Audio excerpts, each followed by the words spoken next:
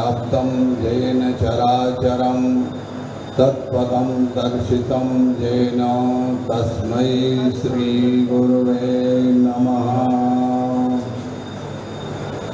अखिल भुवन जन्मस्थेम भृंगादलीले विनत विविध भूत प्रातरक्षैकदीक्षे श्रुति शिरस विदीप्ते ब्राह्मणी श्रीनिवासे भवत मम परेशमें श्रेमुषी भक्ति रूपा। हे अर्जुन के सारथी तुमको कोटि प्रणाम, मेरे को यो संभालियो वाक्य की छुट्टी लगा। जय जय श्री राधा रमण, जय जय नंद किशोर, जय गोपी चित चोर प्रभु, जय जय माखन चोर। परात पर अखिलेश्वर अकारण करुणा बरवाले भक्तवांछा कल्पतरु तड़े तद्भुत विनिंदक पीतांबरधारी श्री बाल कृष्णलाल की वांगमयी प्रतिमूर्ति श्रीमद् भागवत महापुराण। प्यारे प्रभु, श्रीमद् भागवत अष्टोत्तर ज्ञान महायज्ञ के परम धर्मानुरागी आप लोगों का जो सप्त दिवसीय दिव्य अनुष्ठान का आयोजन चल रहा है, उसी प्रसंग में आज तृतीय दिवस का शुभारंभ होने जा रहा है। द्वितीय दिवस के सायंकाल के समय में आप लोगों ने बड़े हर्षोल्लास के साथ प्रसंगों का श्रवण किया। अब आज मनु महाराज और शत्रुपा आदि के चरित्रों का बड़े श्रद्धा के साथ श्रवण करेंगे, जिसमें मानव स्वरूप का आगमन प्रारंभ होता है। हमारे नए युवराज व्यास मंचासीन हुए हैं। आप सभी श्रोताओं को धन्य बधाई है कि प्रथम बार आप वक्ता के मुख से अमृतमयी वाणी का श्रवण करने का आप लोगों को यह अवधपुरी में ऐसा सौभाग्य प्राप्त हुआ है। आप सब बड़े भागी हैं। बड़े प्रेम से इनके अमृतमयी वाणी को आप लोग श्रवण करें और आप लोग मंगला शासन करें, जिससे कि वर्धताम अभिवर्धताम। श्रीमन्नारायण भगवान की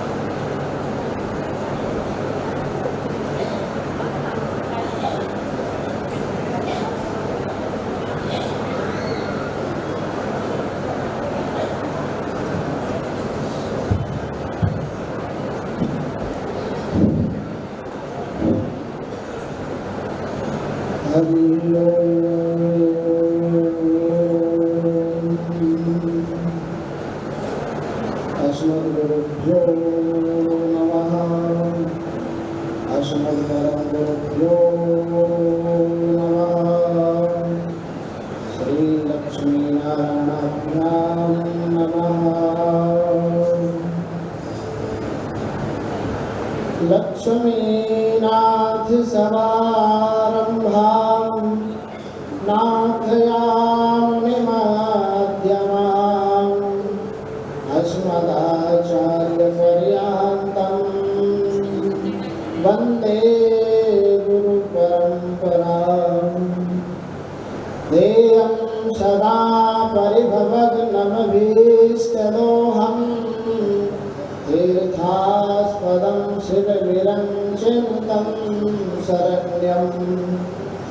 प्रत्यार्तिहं प्रणतपालभवाब्धिपोतं वन्दे महापुरुषिते चरणारविन्दम्। कान्ते शितामृषतिनिन्दितशारदेन्दो यत्रैकतो विलसितामसिताङ्गशोभाम्। वृन्दावने विकृतया मुनिगङ्गशाङ्गम् श्रीराधा मुकुन्दयुगलं तदहं नमामि। कृष्णं नारायणं वन्दे कृष्णं वन्दे व्रजप्रियं। कृष्णं द्वैपायनं वन्दे कृष्णं वन्दे प्रथाश्रुतम्। श्रीवेङ्कटेश भगवच्चरणैकनिष्ठं श्रीवांशैलमुनिवार्यकृपाकरोद्यं। नारायणार्यपदपङ्कजचञ्चरीकं श्रीरामाप्रपन्नगुरुवार्यमहं भजामि। भक्ति भगवन्त गुरु चतुर्नाम बपुएक। यदि पद वंदन किए नाशत विघ्न अनेक। बोलिए भागवत भगवान की जय। जय श्री राधे श्याम। तो बंधुओं, आप सब अत्यंत सौभाग्यशाली हैं जो भगवान श्री राम की जन्मभूमि अयोध्या में सरयू के तट पर विराजमान होकर के भागवत जी की गंगा में आरोहण करने का मौका अवसर प्राप्त हो रहा है। हम सब अपने जीवन के कुछ क्षण पवित्र करते हुए भगवान का नाम स्मरण करते हुए थोड़ा हरिनाम संकीर्तन करेंगे। तत्पश्चात भागवत जी में प्रवेश करेंगे। जो आप स्वामी जी के मुखारविंद से भगवान के प्रसंगों को श्रवण कर रहे थे, उसके आगामी प्रसंगों को बड़ी श्रद्धा के साथ में सुनेंगे। श्रीमान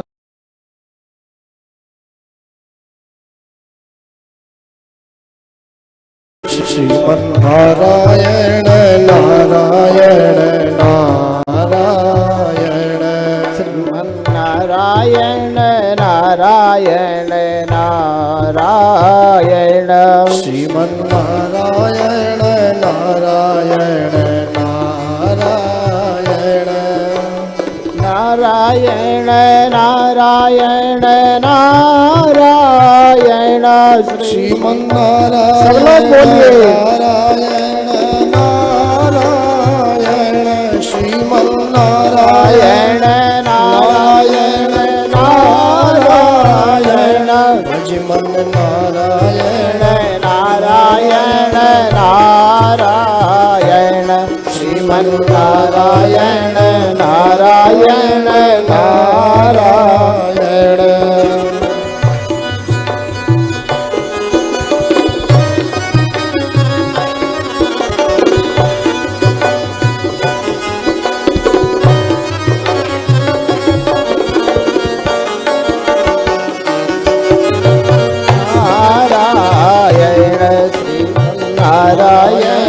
नारायण नारायण नारायण। श्रीमन्नारायण नारायण नारायण।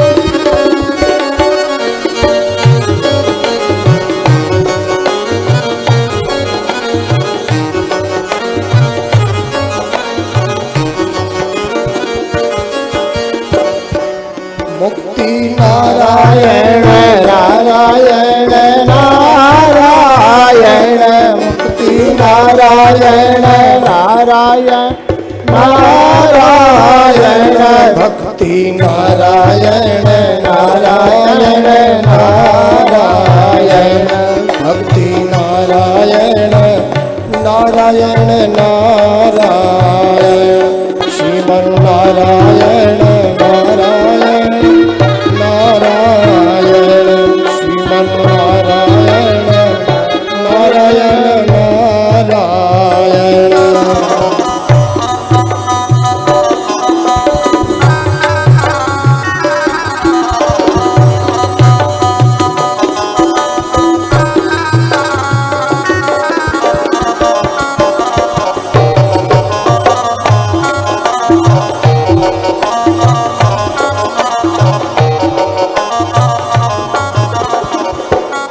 बाहर नारायण नारायण नारायण भीतर नारायण नारायण नारायण सब जग नारायण नारायण नारायण सब जग नारायण नारायण नारायण श्रीमन नारायण नारायण नारायण श्रीमन नारायण नारायण नारायण। बोले भास्कर श्री रामानुज स्वामी जी महाराज की, स्वामी जी महाराज की जय। जय श्री राधे श्याम। मंच पर विराजमान परम पूज्य प्रातः स्मरणीय स्वामी जी महाराज के चरणों में दास का साष्टांग प्रणाम। मंच पर विराजमान समस्त विद्युत एवं संगीत मर्मज्ञ इन सब के लिए भी मेरा प्रणाम, और आप सबके हृदय में विराजमान श्रीमन नारायण को भी मेरा साष्टांग प्रणाम, और सभी भक्तों के लिए जय श्रीमन नारायण, राधे राधे। तो बंधुओं, हम सब अत्यंत सौभाग्यशाली हैं, क्योंकि भगवान श्री राम की इस पवित्र भूमि में हर कोई के लिए आवास नहीं है और प्रवेश भी नहीं है। हम लोग इतने सौभाग्यशाली हैं कि स्वामी जी महाराज के संकल्पों के द्वारा प्रतिवर्ष के भांति जो अन्य तीर्थों में भागवती गंगा को प्रवाहित करने का जो सौभाग्य मिलता है, और आप सबका अमूल्य समय आप लेकर के इसमें 7 दिन तक बड़े आनंद के साथ अपने आप के जीवन के क्षणों को सार्थक करते हैं, इससे बड़ा सौभाग्य कुछ भी नहीं है। क्योंकि ये जो बंधुओं मनुष्य शरीर है अत्यंत दुर्लभ है। भागवत जी में कहा गया है, दुर्लभो मानुषो देहो देहिनां क्षणभंगुरा तत्रापि दुर्लभम मन्ये वैकुंठम प्रियदर्शनम। बंधु, अगर इस संसार में कुछ दुर्लभ है तो यह मानव शरीर है, ऐसा बताया गया है। मनुष्य शरीर दुर्लभ है, ये मानते हैं। इस दुर्लभ शरीर में भी यह क्षणभंगुर है, और क्षणभंगुर दुर्लभ होते हुए भी अगर भगवान के जो चरण आश्रित भक्त हैं, जो उनकी ही कथा और उनकी लीलाओं में ही रमण करके अपने जीवन को इस संसार में निकालते हैं, ऐसे प्रिय गुरुदेव और भगवान का अगर आपको सानिध्य मिल जाए तो इससे बड़ा दुर्लभ संसार में कुछ है ही नहीं। तो ऐसे परम पूज्य स्वामी जी महाराज को दास के लिए भी यह आश्रित मिला है, क्योंकि आप जानते होंगे बंधुओं, समुद्र का अस्तित्व तरंगों से नहीं है, वस्तुतः तरंगों का अस्तित्व समुद्र से है। तो ठीक उसी प्रकार इस दास का अस्तित्व गुरु से है, वस्तुतः गुरु का अस्तित्व इस दास से नहीं है। ऐसा हम सबके जीवन में होता है। जिस समय इसी अयोध्या की बहुत सुंदर प्रसंग है, दशरथ जी महाराज अपने महल में विराजमान थे। चार सुंदर पुत्र हैं। विवाह करके जैसे ही महल के अंदर आते हैं, भरी सभा में किसी ने खड़े होकर के पूछ लिया और कहा, अरे दशरथ महाराज, आप अत्यंत सौभाग्यशाली हैं कि आपका इतना बड़ा पुरुषार्थ है। जब देवताओं के लिए कोई आपत्ति आ जाए, संकट आ जाए, तो आपसे रक्षा मांगने आते हैं कि हमको अभय प्रदान करो। और आपके पास में जो धन संपदा इतनी है कि 100 कुबेरों से के पास में भी नहीं होगी, इतना आपके पास में, वह भी देवता भी लालच करते हैं आपकी संपत्ति को देख करके। यह सब पुरुषार्थ तो सराहनीय हैं। तब उसी समय दशरथ जी बड़े नम्र भाव के साथ में, पूज्य गुरुदेव भी विराजमान थे, उन गुरुदेव के इधर इशारा करते हुए हाथ जोड़ करके गुरु महिमा का वखान करते हुए कह रहे हैं, देखो आज जो आपको मेरा पुरुषार्थ दिख रहा है, इसमें मेरा कुछ नहीं है। तुलसीदास जी अपने रामचरितमानस में लिखते हैं और कह रहे हैं, जे गुरु चरण रेणु सिर धराही, ते जनु सकल विभव बस कराही। मोहि समय अनुभव नहीं दूजे, सब पायो रज पावन पूजे। ये जो आपके लिए दिख रहा है मेरा वैभव, जो मनुष्य गुरु चरण की रज को अपने सर पर धारण करता है और उनके बताए हुए मार्गों पर चलता है, उनके दिए हुए निर्देशों पर चलता है, उसके लिए इस संसार के जितने भी वैभव हैं उसको अपने वश करने में कोई बड़ी बात नहीं है, ये कोई बड़ा आश्चर्य नहीं है। दशरथ जी यही कह रहे हैं कि जो मुझे अपने गुरु चरण की रज को पूजन करके और जो वैभव दिख रहा है, इसका जो अनुभव है, मेरे अलावा इस संसार में किसी और को नहीं होगा। तो मैं भी यही कहूँगा कि दशरथ जी स्वर्ग में रह कर के यह देख रहे होंगे कि मेरे समान गुरु के लिए जो रज पूजने से जो अनुभव हुआ है और जो मेरे को यह वैभव मिला है,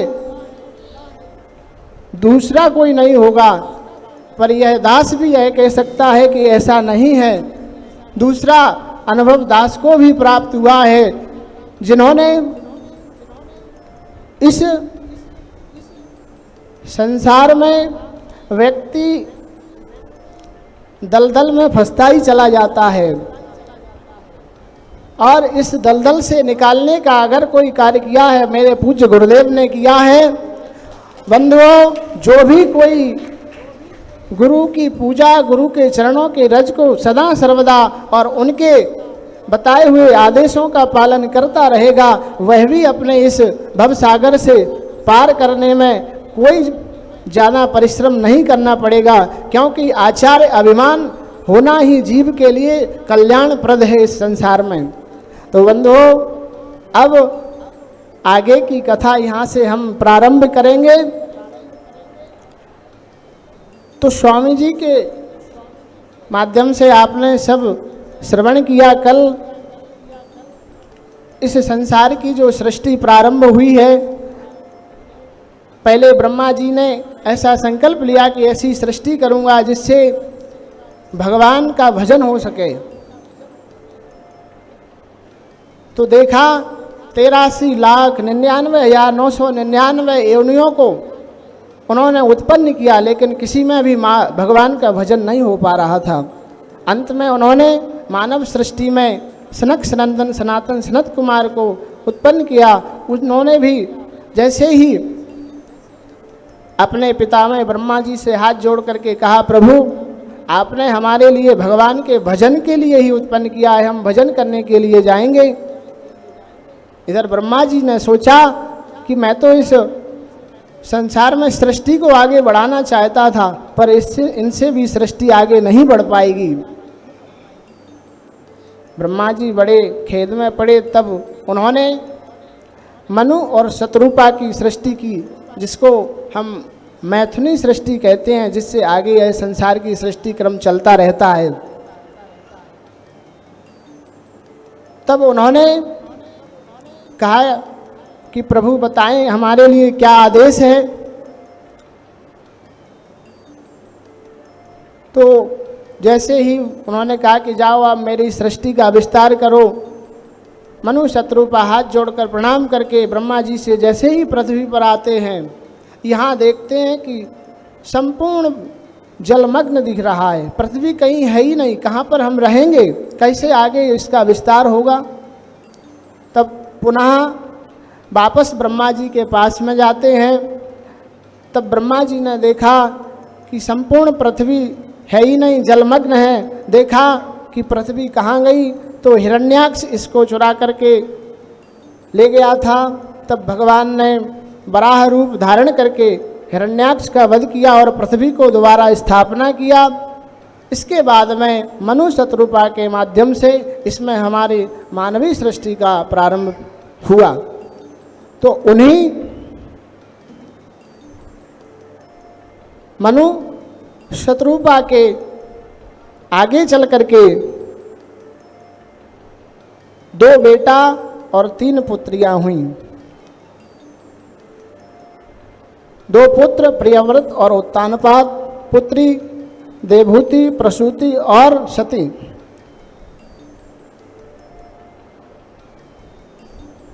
अब मनु शत्रुपा को लगा हमारी पुत्री का विवाह होना चाहिए। बंधुओं, भागवत जी में प्रारंभ में देवहूति के विवाह में आगे बताया गया है, तो आइए हम सब भी उसको श्रवण करेंगे। भारतवर्ष में, पूरी ब्रह्मांड में, पूरी पृथ्वी पर प्रथम विवाह देवहूति का हुआ, जो पृथ्वी का पहला विवाह माना जाता है। आप सबको तो याद होगा कि हमारा विवाह हुआ है, लेकिन यह भी याद रखिए कि सबसे पहला विवाह देवहूति जी का हुआ है, यहाँ पर कर्दम जी के साथ में। ब्रह्मा जी के पुत्र हैं, छाया पुत्र कर्दम हैं। कर्दम जी को आदेश दिया कि जाओ आप मैथुनी सृष्टि करो। तो तत्काल उन्होंने पिता की आज्ञा को मान करके, बंधुओं बताते हैं यहाँ पर महर्षि कर्दम ने स्त्री को प्राप्त करने के लिए तप किया 10,000 वर्ष तक। बंधुओं, पर यहाँ पर हमें यह देखना चाहिए, स्त्री को प्राप्त करने के लिए नहीं, वस्तुतः अपने माता पिता की जो संकल्प है उसको पूर्ण करने के लिए एक पिता को, पुत्र को पिता की कैसे आज्ञा पर चलना चाहिए, वह हमको यहाँ पर शिक्षा लेना चाहिए। भगवान ने देखा कि कर्दम ऋषि बड़ी तपस्या कर रहे हैं। भगवान के हृदय में बड़ा ही गदगद हो गया कि देखो, नारी के सम्मान के लिए कितना इन्होंने तप किया है, क्योंकि जहाँ पर नारियों का सम्मान होता है वहाँ पर देवी देवता भी आने के लिए उस परिवार में मचल जाते हैं। यत्र नार्यस्तु पूजन्ते रमंत्रे तत्र देवता। भगवान प्रसन्न हो गए और कर्दम जी के पास में आकर के कहने लगे कि आप जिस उद्देश्य से आपने भजन किया है वह आपका परसों पूरा हो जाएगा। तो हाथ जोड़कर कहने लगे, प्रभु मैं तो आपको प्रसन्न करने के लिए भजन कर रहा था। बंधुओं, हम कोई भी कार्य अगर करते हैं, प्रथम बार में जो भी अगर मन में संकल्प ले लिया, भगवान उसको पहले पूरा करते हैं। इसलिए अगर आपकी भगवत प्राप्ति के लिए कामना होगी और इसके उद्देश्य से आप जो भी दान तप धर्म करोगे वह आपको प्राप्त होगा। ठीक उसी प्रकार भगवान ने कहा कि परसों के दिन मनु शतरूपा आएंगे और वह आपके लिए विवाह के लिए कन्या लाएंगे। अब महाराज करदम जी बैठे अपने झोंपड़ी में और देख रहे हैं कि भाई परसों की कह गए, अब तक तो दिख नहीं रहे हैं। बड़ा उतावला हो रहे हैं अंदर अंदर में, देखते हैं कैसे होगा। तब दूर से दिखे रथ में आरूढ़ होकर के मनु शतरूपा आ रहे हैं, साथ में देवहूति है। जैसे ही वह ऋषि के आश्रम में प्रवेश कर जाते हैं तो ऋषि ने जो सम्मान होता है यथावत राजा का सम्मान किया, आसन डाला। बताते हैं कि मनु और शतरूपा दोनों तो आसन को ग्रहण कर लिए, लेकिन देवहूति ने वह आसन को ग्रहण तो किया पर उस पर विराजी नहीं, क्योंकि भविष्यत में होने वाले ये हमारे पति हैं, आजकल जैसा नहीं था। तब मनु महाराज ने हाथ जोड़ करके निवेदन किया कि हम अपनी पुत्री का विवाह आपके साथ में करना चाहते हैं। करदम जी सुन करके मन में तो पहले से ही था, प्रसन्न हो गए और कहने लगे, देखो मैं विवाह तो कर लूंगा पर एक शर्त के ऊपर करूंगा। एक पुत्र होते हुए मैं वन को चला जाऊंगा, क्योंकि मैं अपने भजन को नहीं छोड़ूंगा। मनु महाराज घबराए, अरे मेरी पुत्री के साथ में विवाह हो जाएगा और वह पुत्री जब पति चले जाएगा तो पुत्री क्या करेगी। तो शतरूपा बड़े प्यार से समझाते हुए कहती है, सुनो प्रभु, ये घरगृहस्थी का दलदल ऐसा है जो एक बार फंस जाता है तो फिर नहीं निकल पाता है, क्योंकि ये परिवार है। बंधुओं, परिवार का मतलब क्या है? परिता बारा यासा परिवारा, चारों ओर से दीवार घिरी हुई हैं, चारों ओर से इसमें निकल नहीं सकते हैं। चारों दीवार कौन सी हैं? ये मेरा पुत्र है, बहू है, ये मेरा बच्चा पोता होने वाला है, ये नाना हो जाएंगे। तो इस तरह की जो परिवार की जो दीवार है, इनसे जो एक बार फंस गया दोबारा नहीं निकल सकता। तब मनु महाराज प्रसन्न हो गए और कहा, ठीक है प्रभु, जैसा आपकी आज्ञा। तो उसी समय उन्होंने विराजमान होकर के मनु महाराज जी के साथ में सत्संग किया। करदम जी ने इतना उनको ज्ञान उपदेश दिया कि मनु महाराज अपने घर पहुंच करके इतने ज्ञानी हुए कि जाकर के उन्होंने मनु स्मृति की रचना कर दी। अब इधर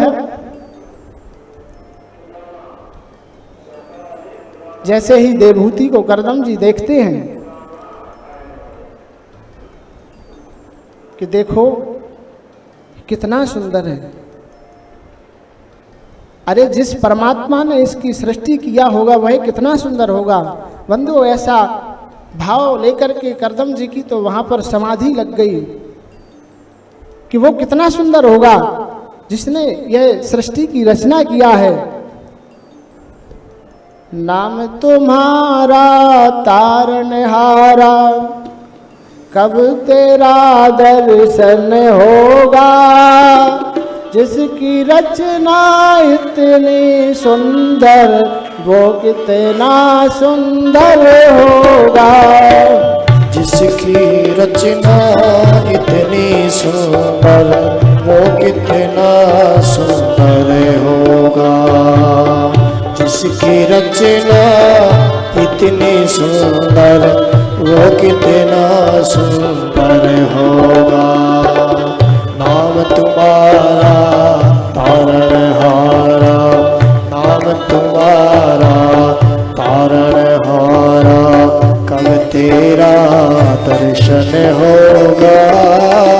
जिसकी रचना इतनी सुंदर वो कितना सुंदर होगा। जिसकी रचना इतनी सुंदर वो कितना सुंदर होगा।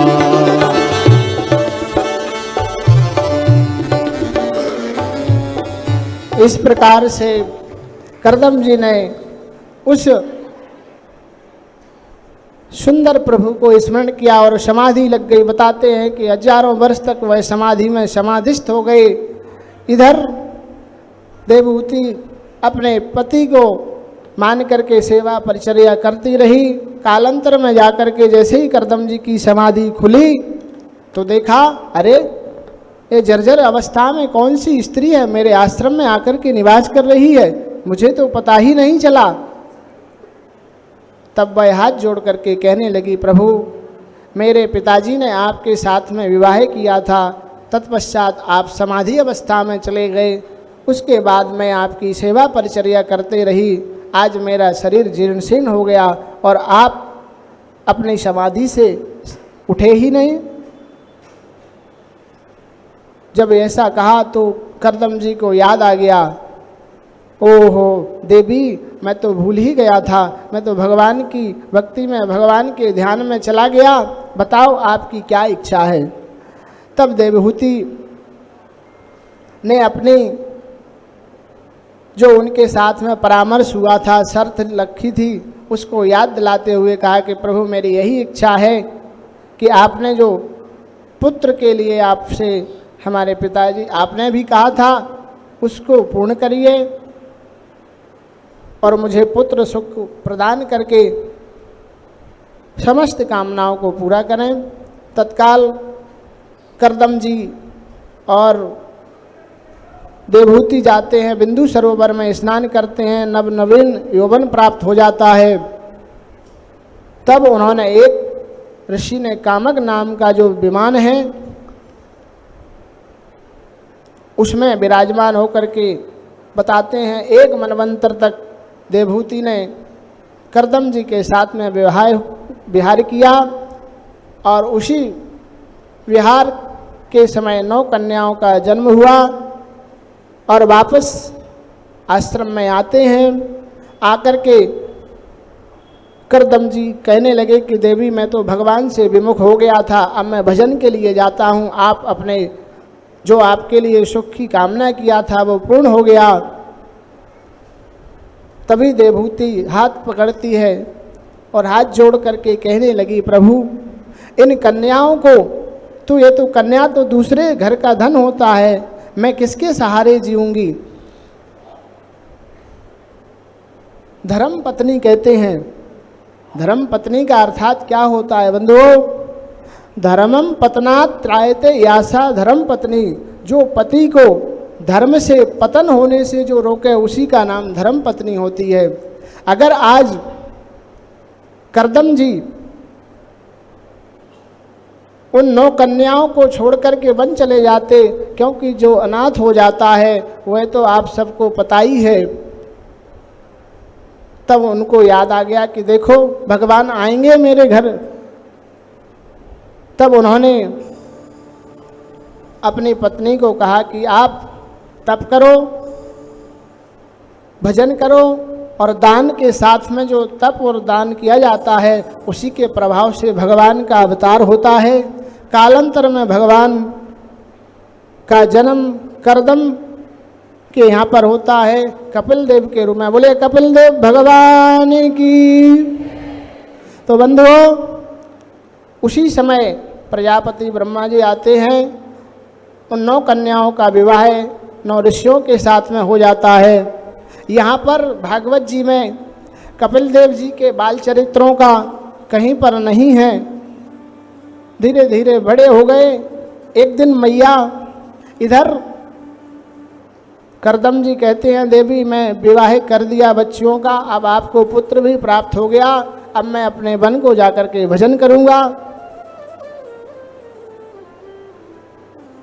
जीवन का उद्देश्य भगवत प्राप्ति नहीं है। देखो करदम जी के यहाँ पर साक्षात भगवान आ गए, इसके बाद में भी वह भजन करने के लिए चले गए। तो उन्होंने भजन के लिए ही महत्व दिया है।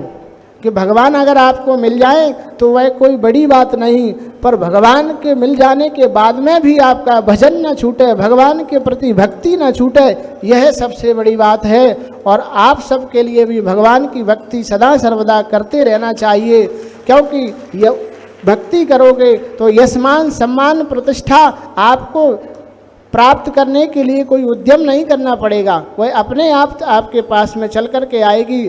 और जो भगवान की भक्ति करने वाले भक्त होते हैं वो यशमान सम्मान प्रतिष्ठा को तो ठुकरा करके ही आगे बढ़ते हैं। तब एक दिन देवहूति अपने पुत्र रूप में प्राप्त हुए भगवान के पास में जाती है और बहुत सुंदर उनके लिए पुष्प चढ़ाती है, माला चढ़ाती है, तिलक लगाती है। आज उन्होंने देखा, मैया यह क्या कर रही हो? मैया घबराते हुए कह रही है, निर्विण्णा नितराम भूमन असनिंद्रिय तरसड़ा एन सब भाव्यमानेन प्रपन्नाधम तम प्रभो। अरे भगवान, मैं आज आपकी शरण में आई हूँ। ये जो इंद्रियों की तृष्णा है मुझे नरक में लेकर के ढकेलती जा रही है। बंधो, ये जो इंद्रियां हैं विषय भोगों के प्रति जितना लालायित होते जाएंगे, मन सदा उनमें ही भटकता चला जाएगा, कभी उनसे विमुख नहीं हो सकता है। और यही नरक में ले जाने वाला होता है। जिस दिन यह भगवान के प्रति समर्पित हो जाए उसी दिन आपका समझो मोक्ष हो गया। जब इस प्रकार से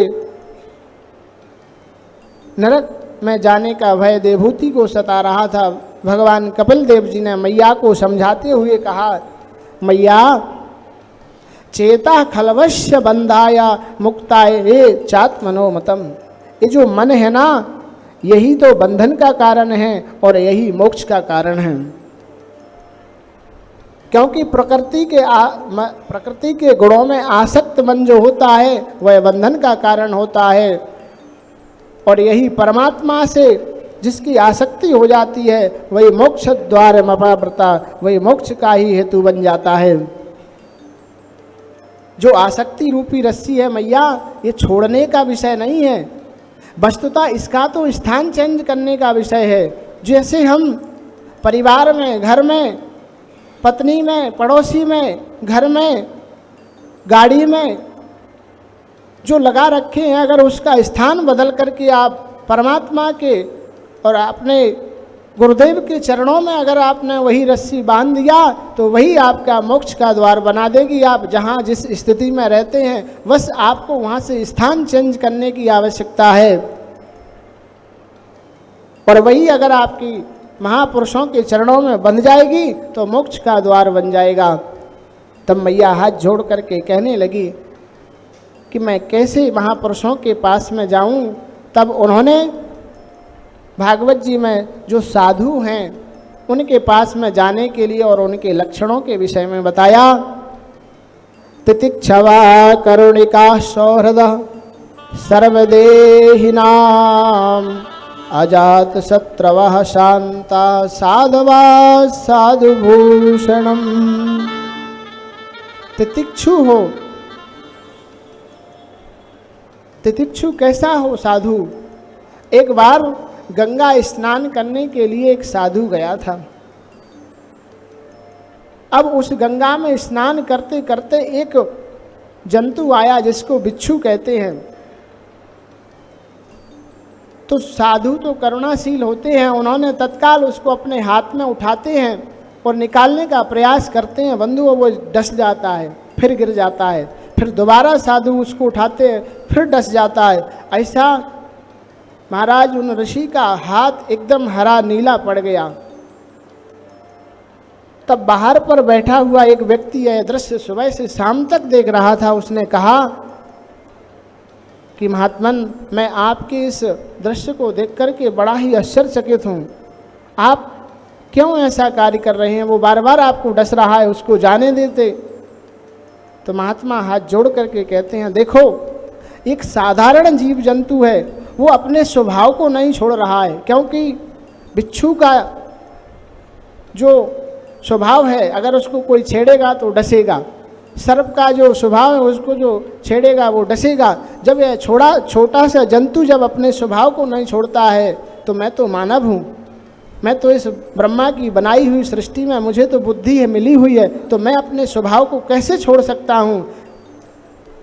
तो बंधुओं, भगवान भी कहते हैं कि मैया ऐसे जो करुणावान हैं ऐसे ऋषियों के पास में जाकर के तुम भागवत जी का कथा सुनो, उनके प्रति आसक्ति रखो, तो ही आपको मोक्ष मिल जाएगा। और सर्व संग विवर्जिता, जो महात्मा जो संत सारे संगों से दूर होगा वही संग दोष हरा, वही आपके संग के दोष को हरण करने में सामर्थ्यवान होगा। जैसे एक मैया थी, तब ऐसे करुणावान साधुओं के पास में जाओगे तो आपके लिए कल्याण मिलेगा।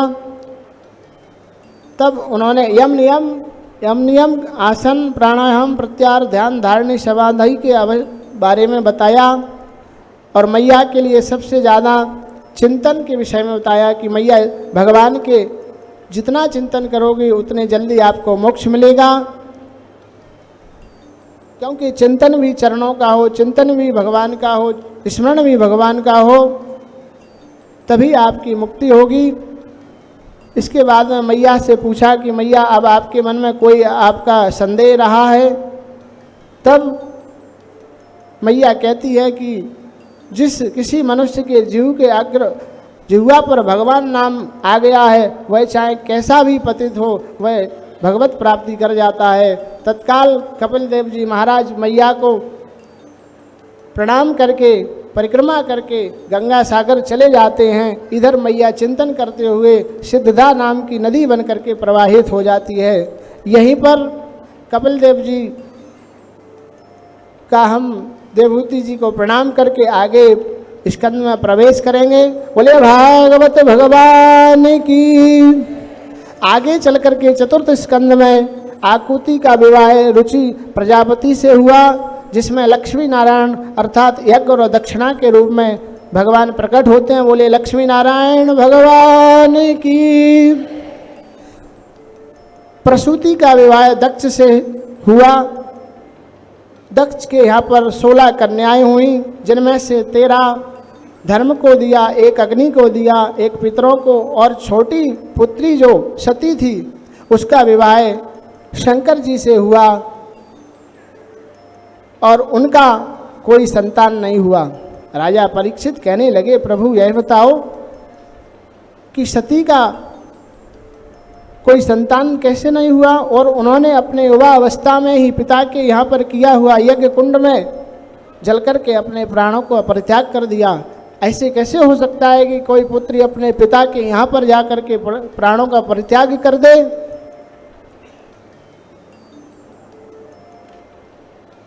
कहते हैं जिस समय प्रजापति पदवी पर अभिषिक्त किया उसी समय देहाभिमानी हो गया। एक दिन उसने बहुत बड़ा सभा को आयोजित किया।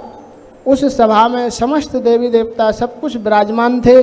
जैसे ही उसका प्रवेश हुआ, शंकर जी ने उनको प्रणाम नहीं किया और देख करके खरी खोटी सुनाने लगा कि ये तो मसान में रहने वाला है, संस्कार से युक्त नहीं है, कैसे ऐसा हो सकता है। जब इस तरह का बोल रहा था उसी समय शंकर जी का जो वाहन है नादिया, जिसको कहते हैं नंदी, उन्होंने भी दक्ष को श्राप दे दिया कि मैं करता है, जा तेरा बकरे का सिर हो जाए। सापा सापी होती है। अब उसी की प्रतिशोध की भावना से उसने एक बृहस्पति नाम का यज्ञ हरिद्वार कनखल में किया। इतना विशाल यज्ञ किया कि समस्त देवी देवता वहाँ पर पहुँचे। बंधुओं, सबको पता था कि वहाँ पर शिव जी नहीं पहुँचेंगे, लेकिन फिर भी वहाँ पर गए, क्योंकि उसने अपने गुरु के नाम पर यज्ञ कराया था। जो नहीं जाना चाहते थे, पर उसने कहा कि देखो गुरु के नाम से यज्ञ है, जो नहीं जाओगे क्या गुरुद्रोही हो। इस भय से भी समस्त देवी देवता वहाँ जाकर के पहुँचे। और कनखल का एक अर्थ और है, कम खलम न तरती, ऐसा कनखला, ऐसा कौन सा खल होगा जो वहाँ जाकर के पवित्र ना हो जाए।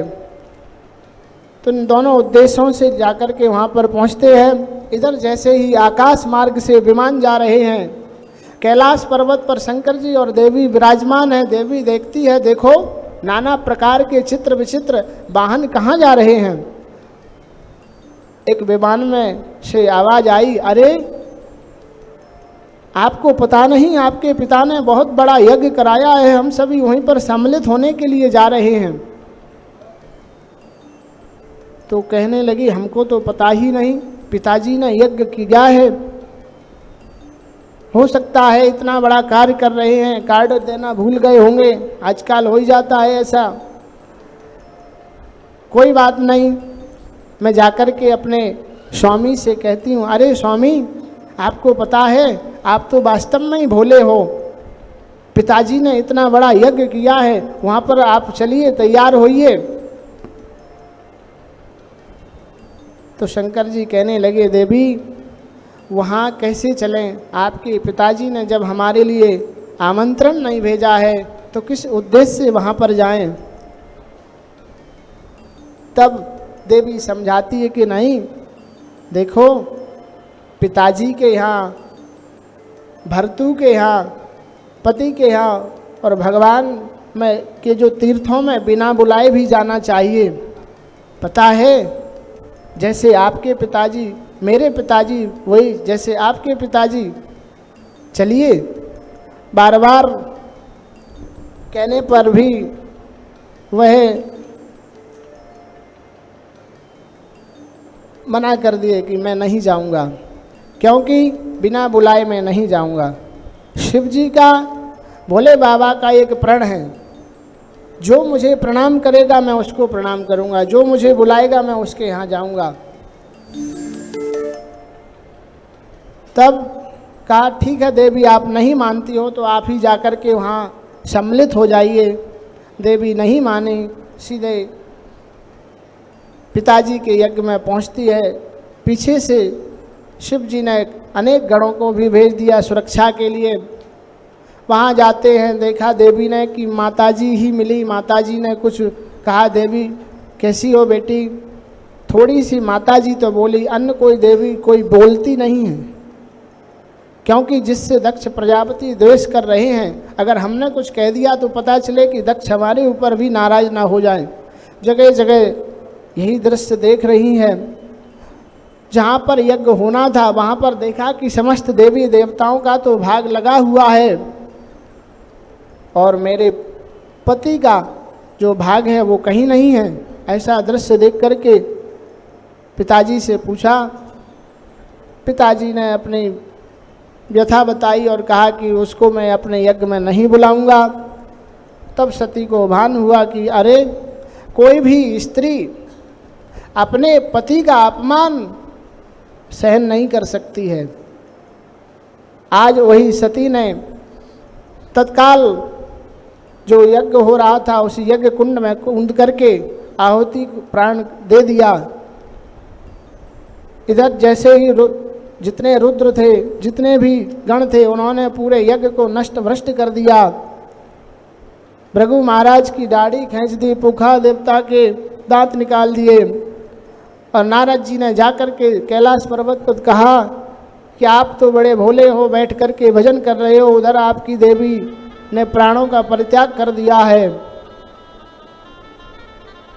शंकर जी को क्रोध आया, जटा उखाड़ करके जमीन पर पटकते हैं। कृत्या नाम की राक्षसी पैदा होती है और वह जाकर के वीरभद्र नाम का जो पैदा हुआ और जाकर के पूरे यज्ञ को तहस नहस कर देता है। अब समस्त देवी देवता भी परेशान कि यज्ञ पूर्ण नहीं हो पाया, बीच में ही आपत्ति आ गई। तो ब्रह्मा जी भी बोले कि सब लोग मिलकर के जाकर के शंकर जी को प्रसन्न करो, तभी यह संपन्न होगा। जाकर के ब्रह्मा जी और समस्त देवी देवता शंकर जी को प्रसन्न करते हैं, बाद में उनको यज्ञ भाग दिलाते हैं। बंधुओं, यज्ञ के बाद बचा हुआ जितना शेष भाग होता है वह सब शंकर जी का होता है।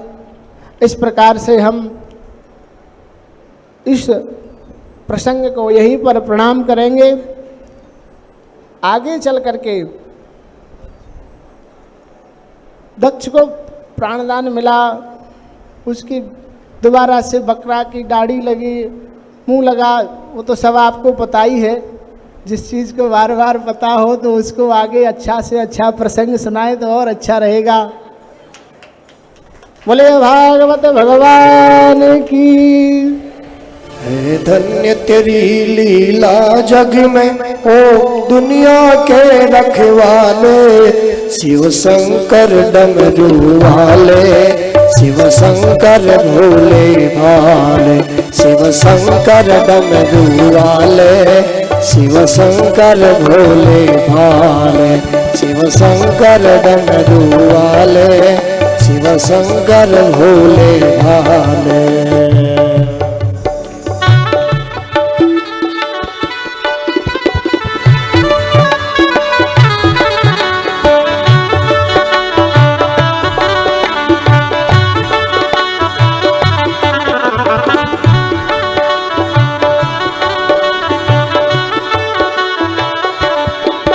जो ध्यान तेरा धरते मन में वो जग में मुक्ति पाए।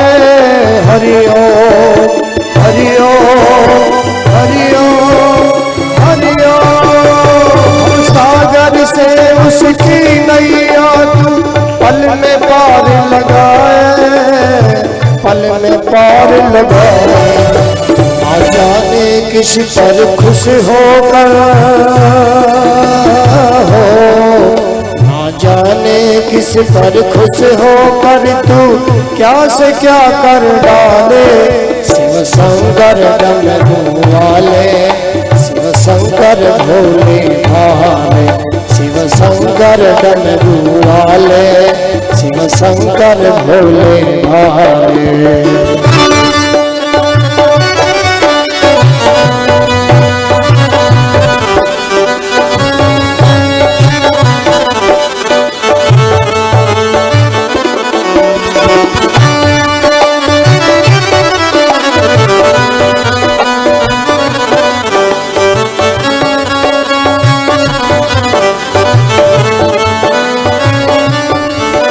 त्रिलोक के स्वामी होकर भी क्यों औघड़ रूप बनाए। हरि ओम हरि ओम हरि ओम हरि ओम। त्रिलोक के स्वामी होकर के क्यों औघड़ रूप बनाए।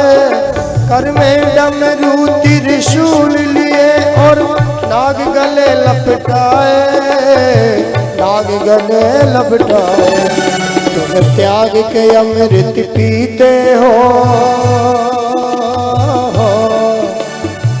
ताली की आवाज आनी चाहिए, आप सभी के हाथ बांध के बैठे हुए। तुम त्याग के अमृत पीते हो, तुम त्याग के अमृत पीते हो। नित्य प्रेम से विष के प्याले। शिव शंकर डमरू वाले, शिव शंकर भोले भाले, शिव शंकर डमरू वाले, शिव शंकर भोले भाले। हे धन्य तेरी लीला जग में हो, हे धन्य तेरी माया जग में ओ दुनिया के रखवाले। शिव शंकर डमरू वाले, शिव शंकर भोले भाले।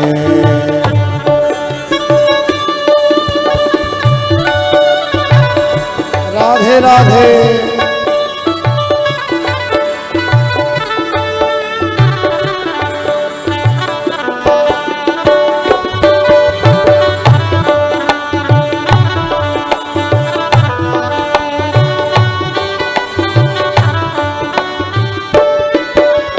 खंडित करने कामदेव जब इंद्रलोक से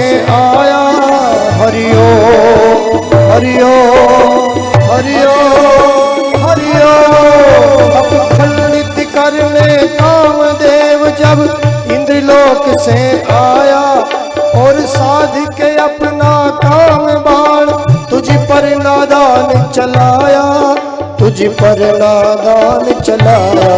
तब खोलती सिराने, तब खोलती सिराने में भस्म उसको पल में कर डाले।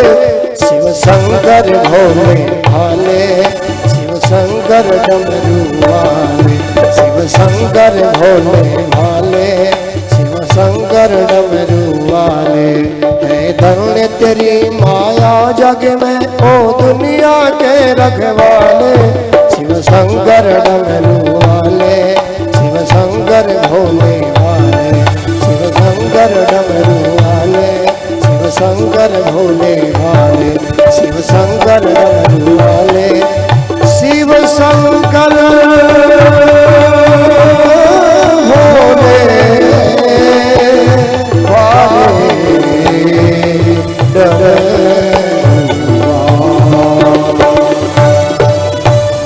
बोले शंकर भगवान की। इस प्रकार से चतुर्थ स्कंद में ध्रुव चरित्र है। जो उत्तानपाद हैं, मनु महाराज के छोटे पुत्र उत्तानपाद। बंधुओं, उत्तानपाद इतने भक्ति संपन्न थे, सदा सर्वदा भगवान के चिंतन में लीन रहते थे। एक दिन वह वन विहार करने गए और उनका कहीं पर नैना लड़ गए।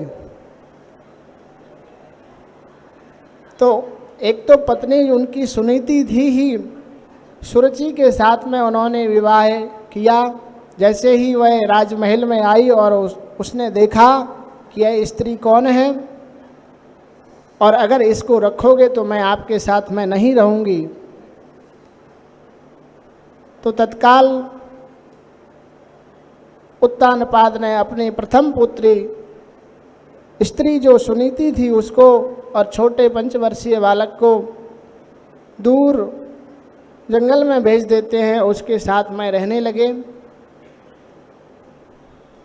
अब ध्रुव धीरे धीरे बड़े हो रहे थे, बच्चों के साथ में स्कूल जाते हैं तो छोटे छोटे बच्चे कहते हैं हमारे पिताजी ये हैं, हमारे पिताजी हैं। इसके तो पिता का ही पता नहीं है। बच्चों में आजकल ऐसे हरकत होती है छोटे छोटे बच्चों का। तो एक दिन ध्रुव रोते हुए अपने माता के पास में आते हैं और कहने लगे, मैया मुझे मेरे पिता से मिला दो, और मेरे पिता कौन हैं। तब सुनीति कहने लगी, बेटा तुम्हारे जो पिता हैं वह राजा उत्तानपाद हैं, जो आज इस राज्य के राजा हैं।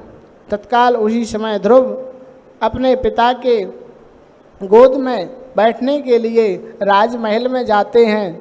जैसे ही गोद में बैठने की इच्छा करते हैं, उसी समय सुरुचि आकर के रोक देती है और कहने लगी, अरे बालक,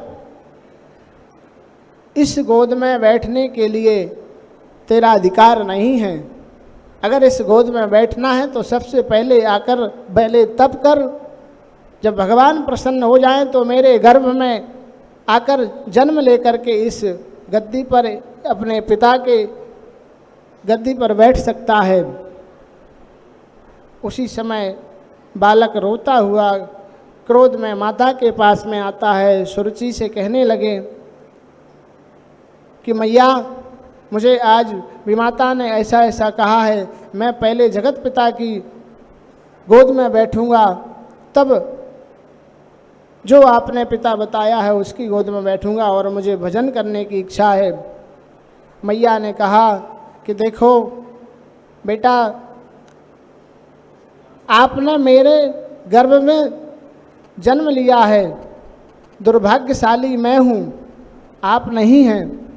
पर उन्होंने जो कहा है कि पहले जाकर के उस जगत पिता की गोद में बैठो, उसका भजन करो, इससे बढ़कर के और कोई सौभाग्य नहीं है। फिर आपके लिए इन माता पिता क्या, आपको संसार के समस्त अच्छे से अच्छी गद्दियों पर बैठने का तुझे अवसर प्राप्त होगा। क्रोध के मारे ध्रुव जी तत्काल चल पड़ते हैं भगवान का भजन करने के लिए। क्योंकि बंधुओं, जो इच्छा करियो मन माही, राम कृपा कछु दुर्लभ नाही। जो आप इच्छा करोगे भगवान उसको अवश्य पूर्ण करेंगे। इधर जैसे ही रास्ते में निकले, उधर से नारद जी आ रहे थे। नारद जी को पता चला कि देखो, ये क्षत्रिय बालक भगवान को प्राप्त करने के लिए जा रहा है। छोटा सा बच्चा है, जंगल में जाएगा, बड़े बड़े हिंसक जंतु जानवर रहते हैं, खा जाएंगे। तो जैसे ही नारद जी मिलते हैं, ध्रुव जी साष्टांग प्रणिपात करते हैं, तब नारद जी कहने लगे और सोचने लगे कि अरे कोई साधारण नहीं है, संस्कारी बालक है। तब कहने लगे कि देखो, आप कहाँ जा रहे हो? ध्रुव जी कहते हैं मैं भजन करूँगा, भगवान को प्राप्त करना है। नारद जी ने समझाया कि बच्चा, अभी खेलने का समय है, अभी आप ऐसा तप करने का अभी आपका उम्र नहीं है।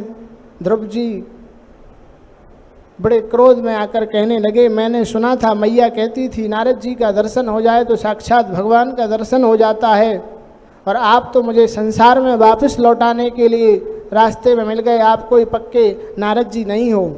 जब ऐसा कहा तो नारद जी सोचने लगे कि अब तो मुझे इनको भगवान का प्राप्ति करने का मार्ग बताना ही पड़ेगा। तब उन्होंने ध्यान विधि को बताया, 12 अक्षर मंत्र को बताया और कहा कि जाओ सीधे मधुबन में भगवान का तप करो और उससे भगवान आपको प्राप्त हो जाएंगे। बताते हैं जाकर के जो मंत्र था, जप किया था, ध्रुव जी ने जप किया था। भागवत जी में तप लिखा है, तो बंधुओं जो जप है ना, वो तप में कैसे बदलता है। भगवान श्रीमन नारायण का जो स्वरूप है, उस स्वरूप को आप हृदयंगम करके जब जप करोगे, वही जप तुम्हारा तप में परिवर्तित हो जाएगा। ऐसा ध्रुव महाराज जी ने किया। तो जाकर के अब मधुबन में वह तप कर रहे हैं। त्रांते कपित्थ बदरायणम, 3 दिन में आहार लेते हैं और भजन करते हैं। फिर 3 दिन जल पी करके भगवान का स्मरण करते हैं। ऐसे करते करते उन्होंने 6 माह तक भजन किया। महाराज एक दिन तो उन्होंने श्वास को ही रोक लिया। जो जैसे ही श्वास को रोका, संसार की समस्त प्राणियों की वायु अवरुद्ध हो गई। समस्त भगवान के पास में पहुँचे, प्रभु बचाओ बचाओ, ये क्या हो रहा है। भगवान कहने लगे मेरा भक्त मेरा भजन कर रहा है, इस समय उसने प्राण वायु को अवरुद्ध कर दिया है और मुझे जाकर के उसे दर्शन देना पड़ेगा, तभी वह आपको सुरक्षा मिलेगा। तो भगवान का जो हृदय में दर्शन हो रहा था, उसको एक क्षण को हटा करके भगवान प्रत्यक्ष रूप में प्रकट हो जाते हैं। बोले सत्यनारायण भगवान की। अब ध्रुव जी महाराज कुछ कहना चाहते हैं, पर बालक हैं, कोई स्तुति नहीं आ रही है। तत्काल कहते हैं भगवान ने शंख को कपोल से स्पर्श किया और समस्त वेद वेदांतों का उनको स्मरण हो गया और बहुत सुंदर स्तुति गाई। योऽन्तः प्रविश्य मम वाचमिमां प्रसुप्तां सञ्जीवयत्रखिलशक्तिधरस्वधाम्नाम् अन्यस्ते हस्तचरणश्रवणत्वगादीन् प्राणन् नमो भगवते पुरुषाय तुभ्यम्। तो बंधुओं, जैसे ही ध्रुव जी कहने लगे प्रभु आप समस्त भूत प्राणियों के अंतःकरण में विराजमान रह करके ही उसकी वाणी को संचार करते हैं, आपने मेरी सोई हुई वाणी को जगा दिया और आप चर अचर प्राणियों के प्राण धारण करने वाले हैं और उन्हीं भगवान के द्वारा दी हुई जो श्वास है, जो हाथ हैं, पैर हैं, इनको सदा सर्वदा भगवान की सेवा में लगाते रहना चाहिए। क्योंकि भगवान की कृपा हो जाती है तो मूकम करोति वाचालम पंगुम लंघयते गिरिम। कितना बड़ा मूक हो, भगवान की कृपा से वह बहुत बड़ा वाचाल हो जाता है। अगर आप देखें, आप सबके परिवार में होता होगा, सोचते होंगे कि ये बच्चा बड़ा वाचाल है, बहुत ज़्यादा बोलता है। तो बहुत ज़्यादा बोलना भी भगवान की कृपा ही होती है, तभी बोल पाता है। नहीं तो ऐसे रहते हैं कि वो अपने आप को नहीं समझ पाते हैं कि हम क्या बोल रहे हैं। इस प्रकार से, क्योंकि जिनके ऊपर में भगवान की कृपा नहीं हुई है, आज भी वह अंधे हैं, गूंगे हैं, लंगड़े हैं। तो आप हम सब बड़े सौभाग्यशाली हैं, भगवान की अत्यधिक कृपा है। जगह जगह तीर्थों में स्नान करो, जगह जगह भगवान जी के दर्शन करो, और जगह जगह कथाओं में जाकर के भगवान की कथा को श्रवण करते रहना चाहिए। इधर ध्रुव जी से कहा भगवान ने कि बता बच्चा तुम्हारे मन में क्या है। तो वो कहने लगे, प्रभु अब पहले तो इच्छा थी आपका दर्शन करके, अब मुझे कोई इच्छा नहीं रही। फिर भी भगवान ने कहा कि मेरी प्रसन्नता के लिए कुछ तो मांगो। तो कहते हैं 36,000 वर्ष का राज्याभिषेक दिया, और आगे चल करके जो उनकी माता जो दूसरी थी सुरुचि, उसका जो उत्तम पुत्र था, उत्तम पुत्र एक दिन कुबेरों से लड़ गया, जाकर उन्होंने उसका वध कर दिया। इधर ध्रुव जी को गुस्सा आया, अनेकों यक्षों को मार डाला। उसी समय उनके दादा मनु आए, उन्होंने समझाया कि भाई देखो आप भगवत भक्त हैं, जिसको भगवान का दर्शन हो गया हो उसको ये सब नहीं करना चाहिए। तब उनको यह स्मृति आई। फिर आगे जाकर के उन्होंने, क्योंकि ऐसा क्यों हुआ, काम क्रोध लोभ भगवान के दर्शन करने के बाद में भी नहीं जाता है। ध्रुव जी भगवान के सत्संग से वंचित रहे। जो सत्संग से वंचित रहता है, साधु संगों से वंचित रहता है, वह काम क्रोध लोभ पर विजय नहीं प्राप्त करता है। इसलिए सदा सर्वदा साधु महापुरुषों का सत्संग करते रहना चाहिए। आगे चल करके इन्हीं के वंश में इन्होंने 36,000 वर्ष तक राज्याभिषेक किया। फिर बद्रीनाथ में जाकर तपस्या करके भगवान को प्राप्त करने के लिए एक विमान आया। तो मृत्यु के सर पर पैर रख करके भगवान के विमान में आरूढ़ हो जाते हैं और जाते हैं सीधे ध्रुवलोक में जाकर आज भी वह स्थित हैं। इस प्रकार से बोले लक्ष्मी नारायण भगवान की जय।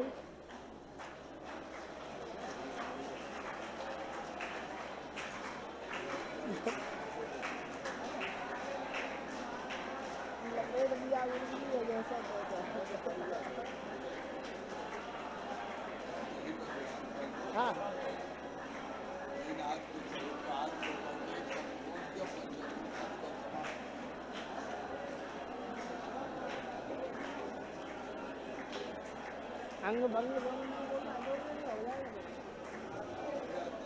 टाइम क्या हो गया?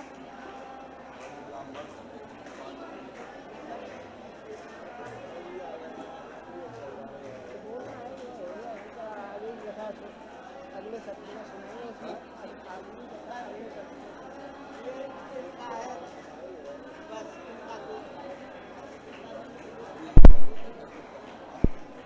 बोले वाले कृष्ण लाल की। अब आगे का प्रसंग अगले सत्र में आप सब लोग बड़े श्रद्धा के साथ श्रवण करेंगे। 3 से 6 के टाइम में सभी लोग बड़े जोर शोर से बड़े श्रद्धा के साथ में दोबारा से उपस्थित होना। बोलिए जय जय श्री राधे श्याम, जय जय श्री राधे।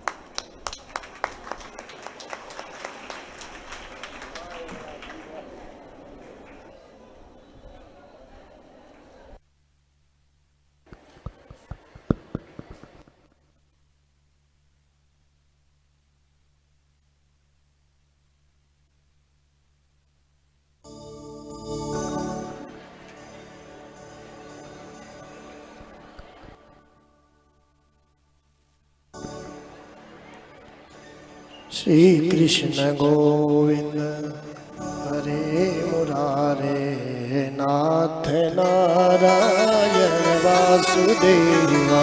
श्री कृष्ण गोविंद हरे मुरारे नाथ नारायण वासुदेवा।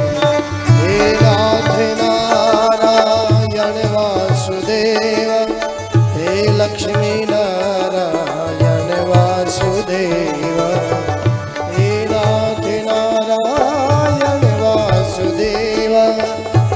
लक्ष्मी नारायण।